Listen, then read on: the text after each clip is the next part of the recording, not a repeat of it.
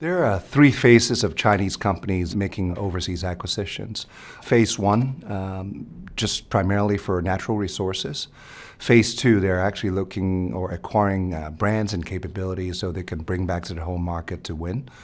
Phase three, which is the current phase we are in right now, Chinese companies are not only making overseas acquisitions to help them to win in the home market, but also to help them to access revenue and profit pools outside of China. However, these overseas acquisitions will require different approaches and different rigors for these Chinese companies to be successful.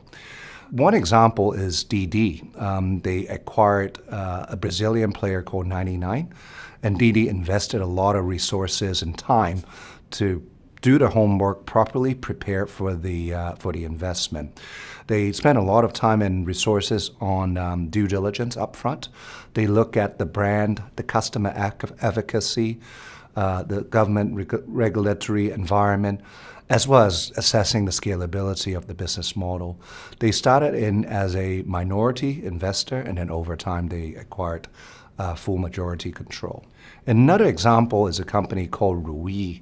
They're in the apparel or textile business, and they make an acquisition of this company called SMCP, which is a European fashion player. And Ruyi figure out that they actually don't have to exercise full control on the scope acquisition and let the SMCP management team to run the business, and it worked out really well. So as more Chinese companies make overseas acquisitions, we see three major changes going forward that are important to highlight.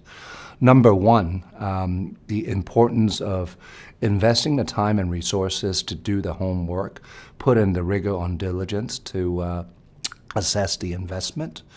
Two is actually build a repeatable model that they can not only succeed in one acquisition, but also apply those learnings and key success factors to other acquisitions. And then three, just having the different ways of working with the target companies to ensure that they create and maximize the shareholders' value.